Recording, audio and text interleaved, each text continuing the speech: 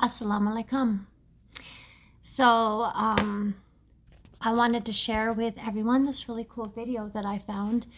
It was actually a few years back, but it's something I do like to share with people. So let's check it out. When living conditions worsen and the economy fails, people try to find reasons for their troubles. This is when political extremists can become popular, as they blame certain groups of people and promise that by getting rid of them, society's problems will go away. This can lead to the deliberate elimination of those who are different because of their race, religion, sexuality, or disability, a phenomenon known as genocide.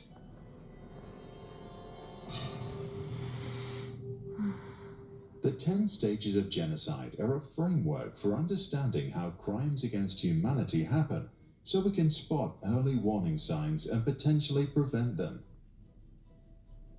Stage 1 is classification. Extremists divide people into separate groups based on their different characteristics. This often happens to create an us versus them mentality, or to find someone to blame for social problems. The second stage is symbolization. This involves assigning symbols or names to members of the other group. The goal here is to split the society and make it clear who belongs to who. Third is discrimination. The dominant group uses its power to deny others certain rights or privileges.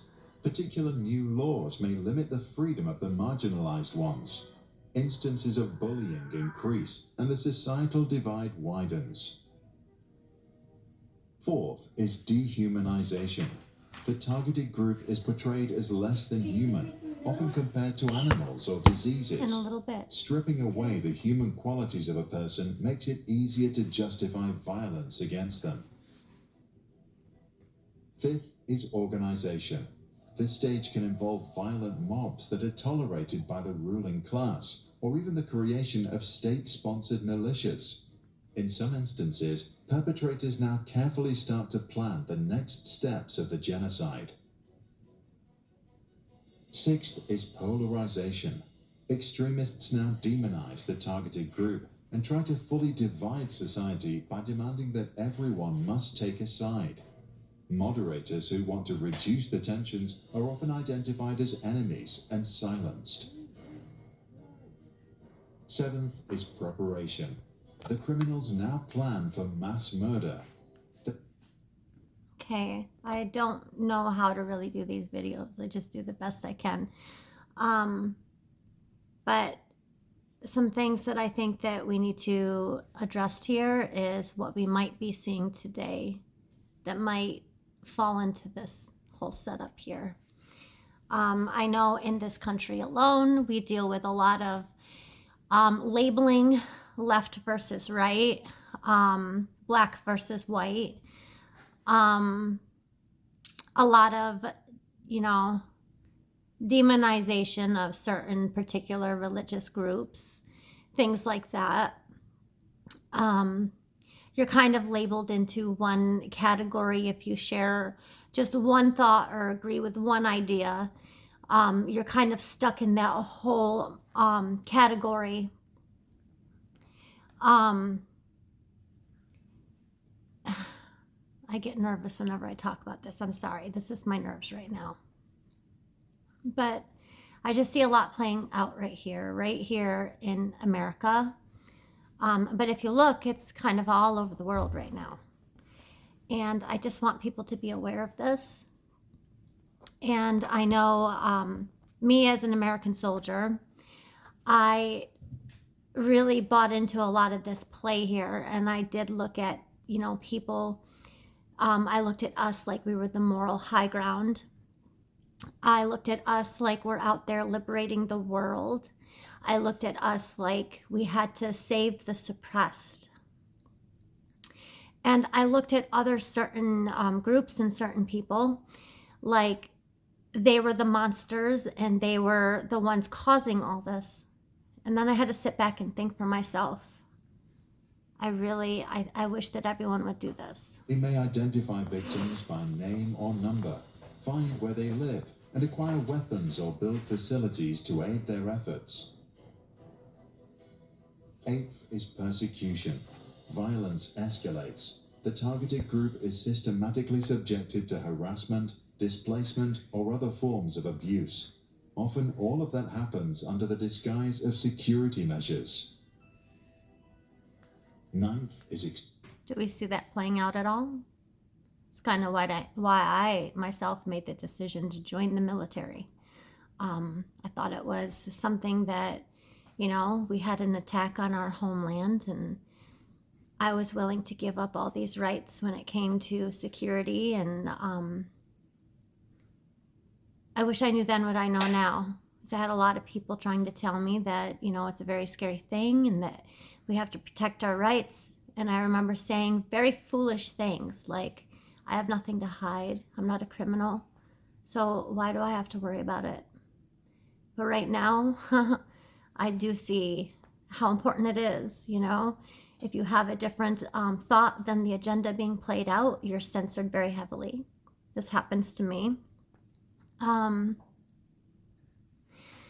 Yeah, it's like I fought for this country and I'm not allowed to speak. I'm not allowed to have an opinion. And I see how brainwashed the people are around me, the same way I once was, into thinking that anyone who speaks anything other than this agenda, there's something wrong with them, intellectually.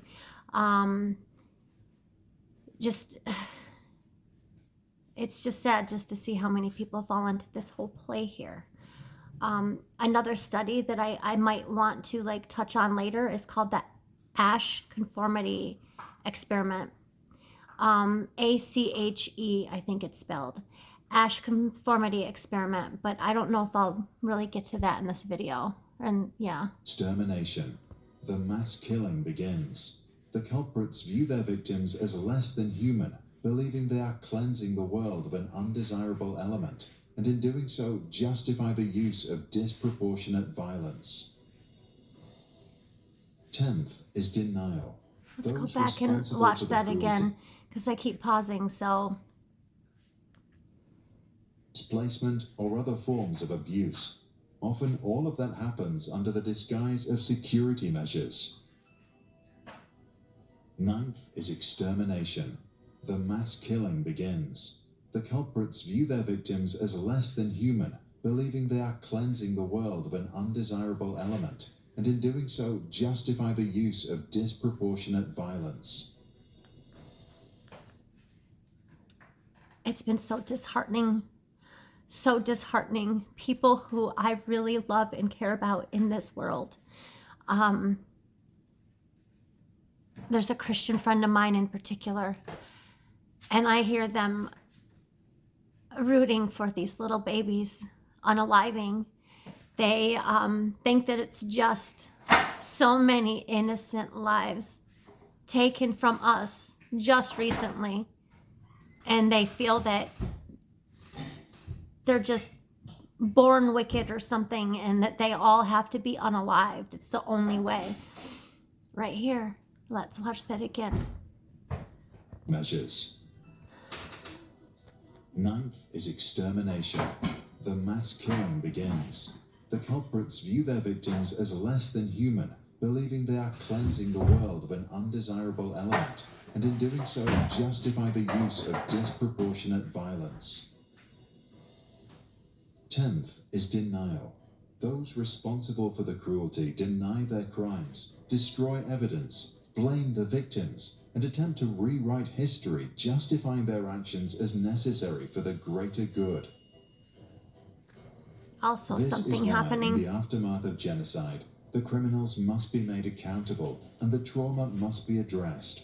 Then the survivors may heal and society can attempt to reunite. This has not happened yet. Note that the 10 stages may not occur linearly.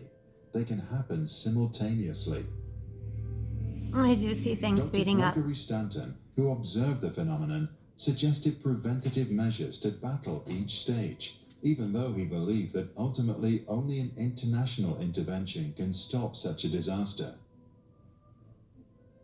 In Germany, Cambodia, Rwanda, and other places, help from outside often arrived too late for too many, which is why Stanton also founded Genocide Watch, a non-profit to help prevent the next tragedy from unfolding. What do you think? Is knowledge enough to prevent genocidal events? And if not, what other measures can we take to avoid the next human catastrophe? Share your thoughts in the comments below. Okay. One thing I want to say here is the world has come together. The world has realized just how wrong things have been. Now, I had to Google some of these. I'm just not good with numbers. It's funny how much I love geometry, and I'm just not good with numbers.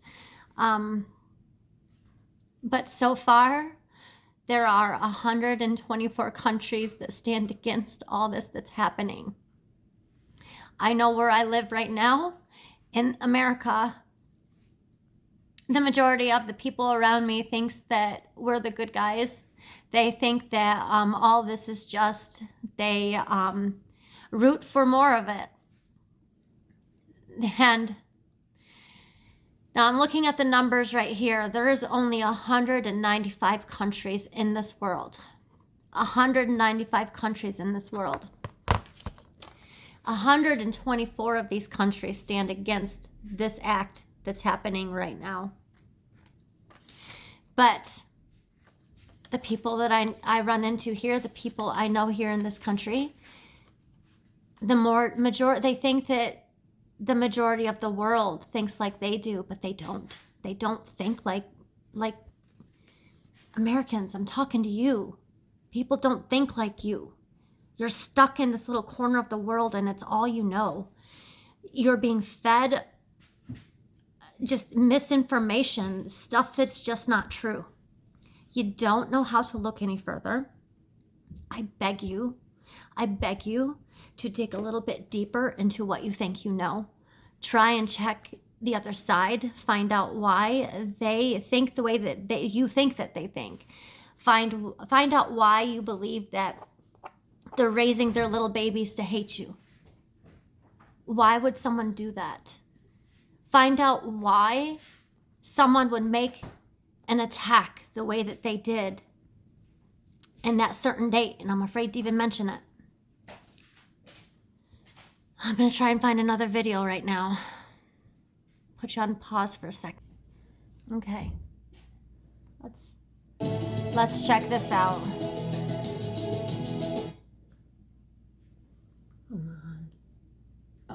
Where he was hosting Israeli Prime Minister Benjamin Netanyahu. His remarks have been described as dangerous, irresponsible, absurd, and tantamount to ethnic cleansing. So is this off-the-cuff bluster designed to grab headlines and attention, or does Trump believe his plans are realistic? And where could this leave his administration's push for the normalization of relations between Israel and Saudi Arabia? We'll examine these questions with our guests in a moment, but first, this report by Michael Apple. The U.S. will take over the Gaza Strip, and we will do a job with it, too. We'll own it. And with those words, U.S. President Donald Trump upended decades of foreign policy, potentially relegating the two-state solution to the history books. His comments, made while hosting Israeli Prime Minister Benjamin Netanyahu at the White House, provoked widespread condemnation from allies and critics alike. But the president forged ahead, clarifying repeatedly what he meant.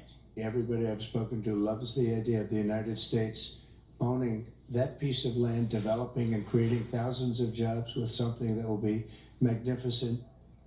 Trump has made it clear he wants to resettle 2.3 million Palestinians, either in neighboring countries or abroad, a suggestion that's been flatly rejected.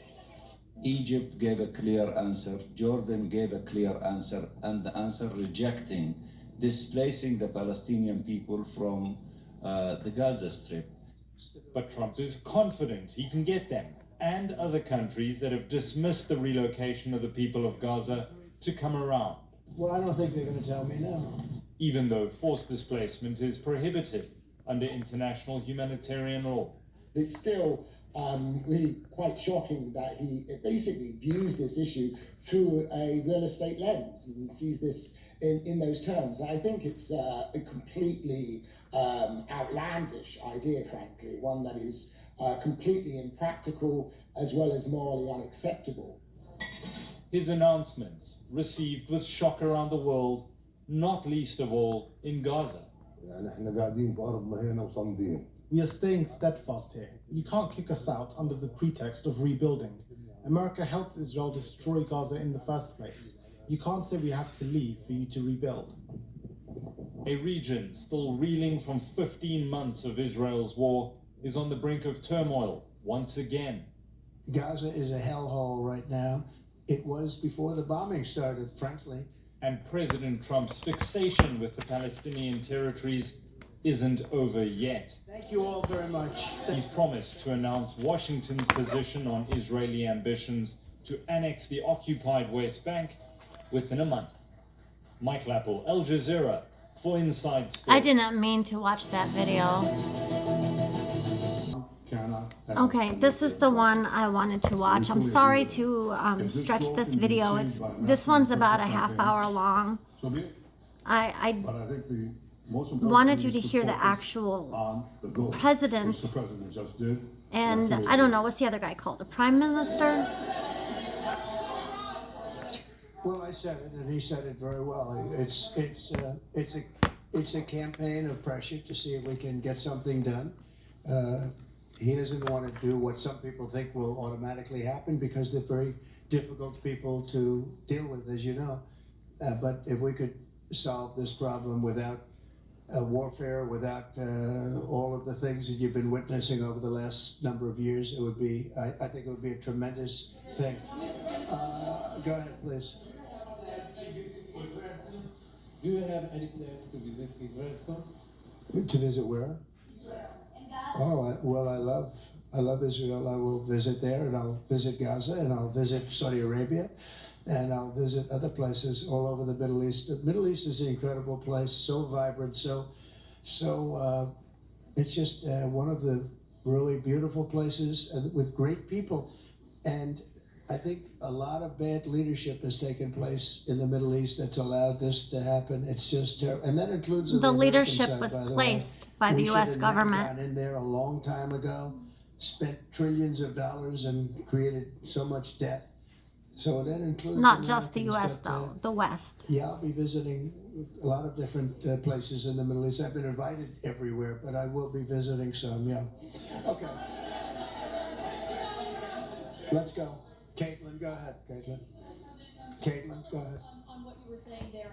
Say it, go ahead, please. Just to follow up on what you were saying about the Gazans leaving Gaza, going to other countries. One, where exactly are you suggesting that they should go? And two, are you saying they should return after it's rebuilt? And if not, who do you envision living there?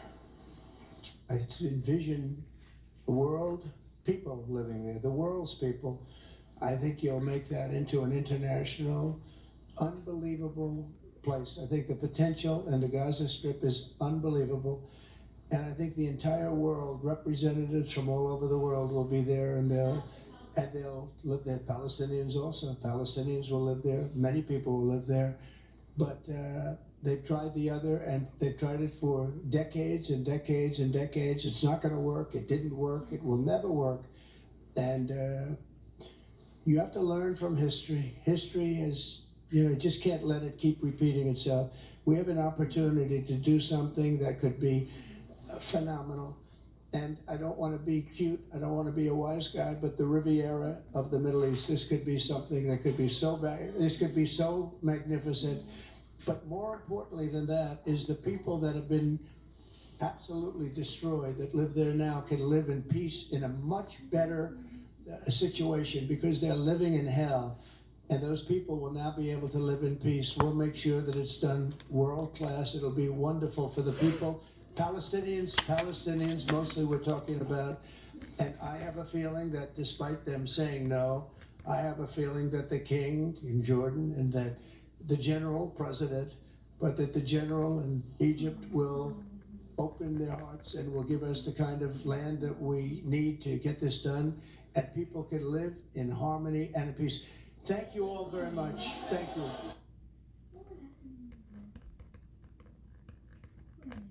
Okay. In a Why did that stunning end? announcement, President Trump has I don't called know for why the that United ended. States to take over. Okay, maybe I didn't play it from the beginning.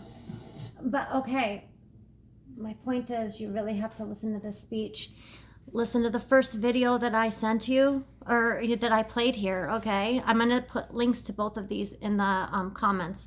I'm not even going to play this one, okay? Because it's just going to be too long, and I don't want this video to be like an hour or some odd.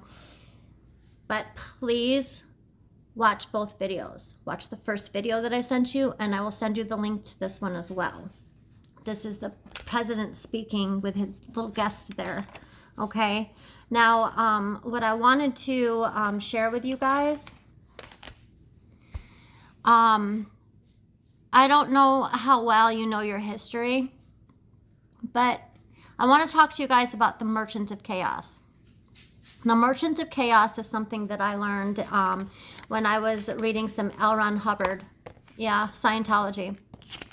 They're actually not that bad. It's not really a religion like what you would think. It's more of a humanitarian effort to mankind. I took some really great things from them. One, it just put labels to things that I've already been, aware of. I just didn't know that there was a term used for it. But the Merchant of Chaos is something I highly suggest you guys look into. And I had to look up some of these while we were sitting here. First of all, the Merchant of Chaos creates these, they put the world in fear. They run off fear. They want to run with news articles. They want to paint things in a certain way, just to run on your emotions. Because if you run on your emotions, you're a lot more controlled. A lot of it is like, all these attacks we've been having, they're by design. If you think that you are being attacked by outside forces, please don't be a fool. Do not think that anyone has your better good in mind, except for God. I want to make you aware of the very first school unaliving that we had in our history here in the United States. This was done by Andrew Jackson's orders in 1764. The school was the Enoch Brown School in Greencastle. I'm not sure what state that was in, okay? But you can easily look up what I am telling you, and I beg you to do so. Do not take the word of any man. Do not take the word of just anything you read. Have discernment in everything that you hear, and search for yourself. That's the only way you're really going to know. Now, in this unaliving, it was done to a school full of Native American school children and teachers. And I just had to look this up while, we were watching those videos, because I wanted to have some, legit information, facts to feed you, instead of just talking out of what I know and making mistakes. But I was briefly looking into the story, and I was more appalled as to what I saw. This is hard for me because I feel the pain of all the things that I read about, of all the things that I'm witnessing here in this world. I feel the pain. I can empathize to a great extent, and it's a gift. As much as it feels like a curse, it's a gift, because when I see the world around me, not taking any empathy for the unaliving of all these children, of all these innocent people, I'm so glad I'm not like that. But okay, going back to this Andrew Jackson thing. In 1764, these children were beaten and scalped. And I guess I didn't know that little fact. But it really breaks my heart. Now, I also have just, in this search here, on a Google search, you can do this yourself.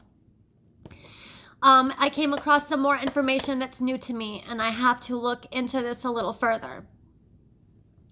On May 4th in 1970, the Ohio National Guard fired upon a crowd of unarmed students at Kent State University. I didn't know about this. This is a piece of history. They don't teach us this in history books. They don't teach us this as actual American history.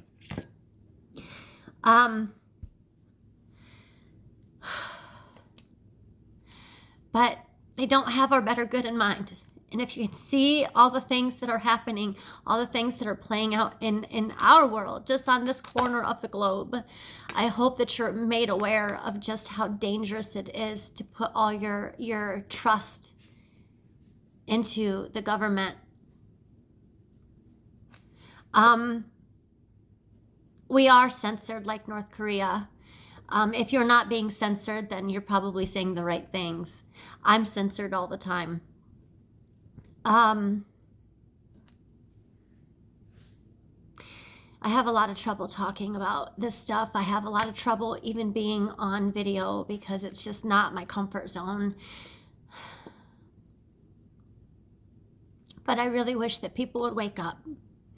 I think that it's probably too late to change the course of actions, but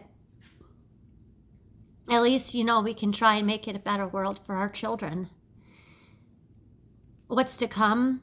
It's like we're just as censored as North Korea, and I haven't lived in North Korea to know how it began, but I know it's pretty bad over there, and we mock them.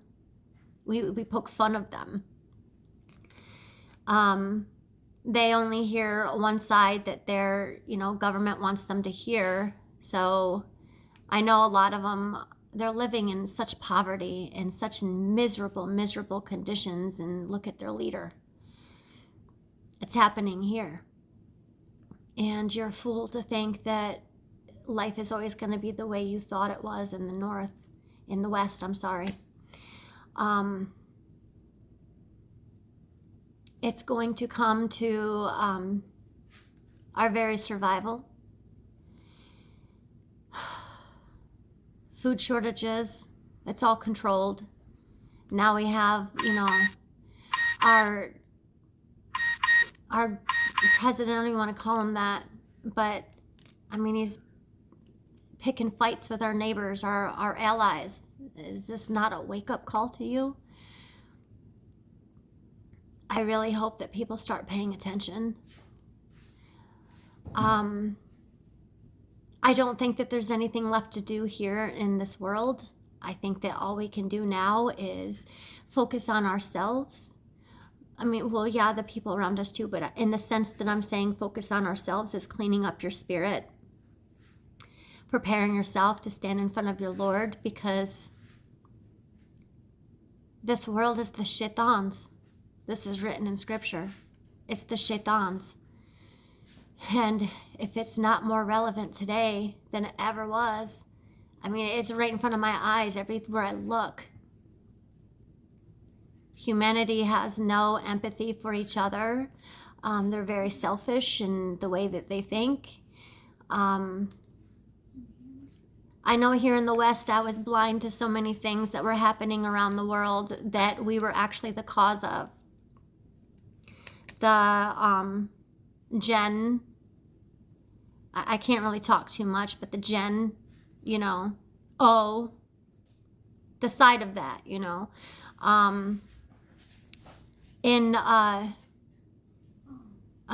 Congos, I've been studying that. I just couldn't get it off my tongue, but we talk about this green new energy deal, we got to make things right for the environment, but nobody talks about all the little kids that are forced into labor.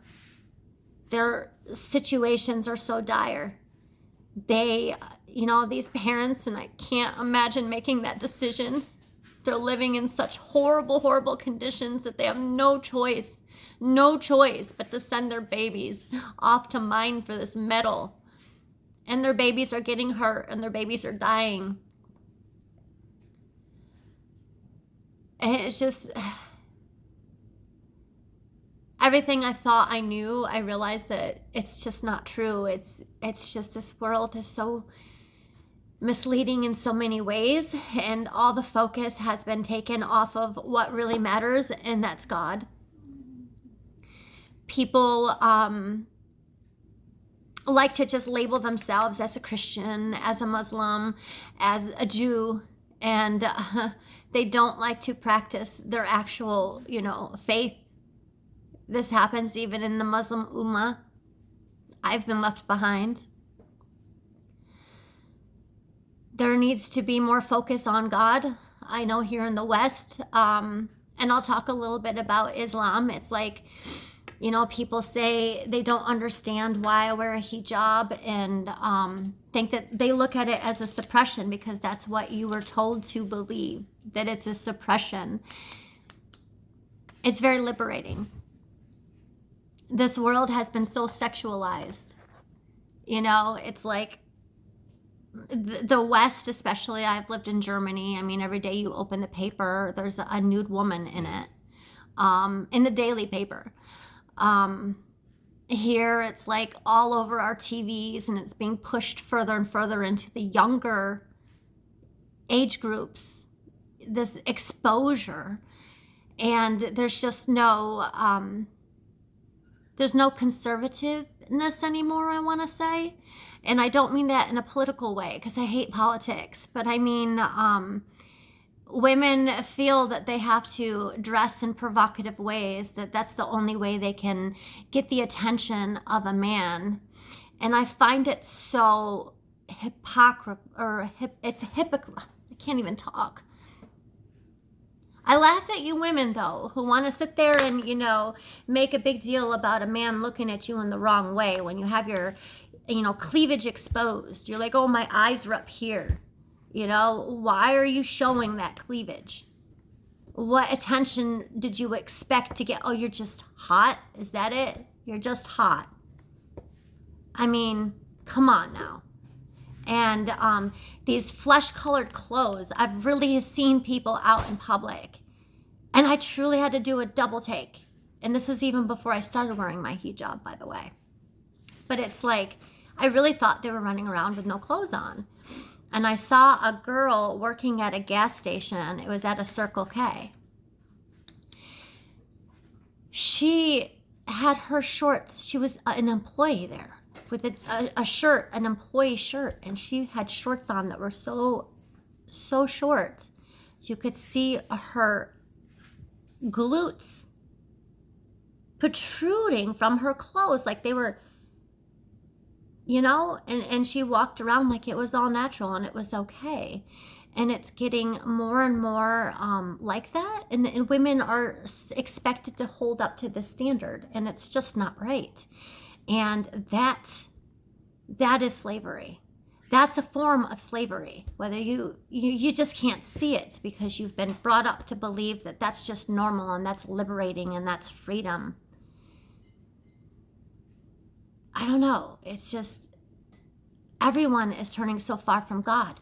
I've seen on, some videos of some fans-only girls who are calling themselves Christians. Like, that's what their pretty much, whole slogan is they're going with to sell their fans-only thing. I don't know. I don't really know too much about that site, but I found it very, okay, you're a good Christian.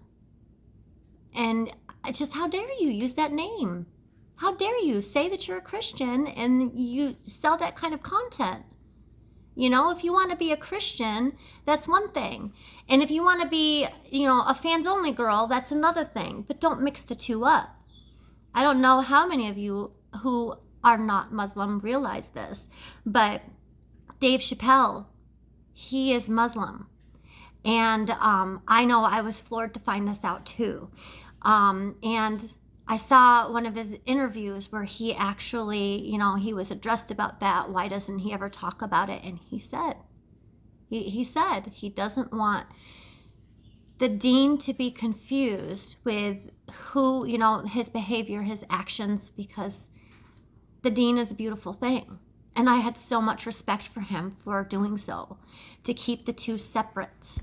We all make mistakes in life. We all do things that aren't quite up to par. Thank goodness that Allah is very merciful and forgiving. But yeah, my whole point is clean up your ways, clean up your souls. Start working on yourself, and the more you work on yourself, the more it'll shine outward and affect others. Try and address these things where you hear the shaitan speaking, like for more warfare. That's not from Allah. That's not from God. When you hear people say things like nationalities and, a people and a land, we're all God's people. We all belong to all this land.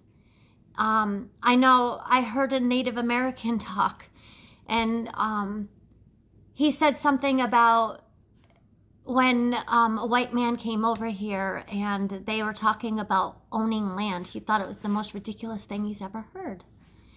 And it really is. We all come from Adam and Eve. Adam and Eve were created by Allah, by God. And to clarify again, I've done it before, but the word Allah, it's a language. It's the same as saying Dios. It's the same as saying God, but only it's more plural. Where I don't know so much about the word Dios, but I'm pretty sure that it could have other meanings. I know the word God, it's not so plural, and it could be mistaken for other gods, which is why we have the capital and the lowercase. But my point is, it's all the same God. We all worship the Abrahamic faiths. Even if you're not Muslim, Jew, or Christian, Hebrews, Buddha, Buddhists, it's all the same God. We may have a little bit of differences and a little bit understanding, but in the end, we all, it's all taught to us peace. Peace, don't cause no harm. But I see so much harm being done in the name of God, which is so hypocritical.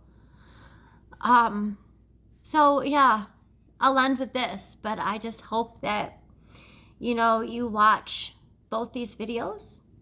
Please watch the second one. Please, please, please. Watch the president and Bibi there. Listen to them talk. Know them by their fruits. Test spirits. This is what the scripture is talking about. Know them by their fruits. And I just hope that this can open some minds. And I don't want anyone to have fear for what's to come. Nothing happens without Allah's will. And nobody goes before their time. So work on yourselves. Work on your own spirit. And that alone will bring others to love and light. I'll end with this. Assalamu alaikum. And just do better.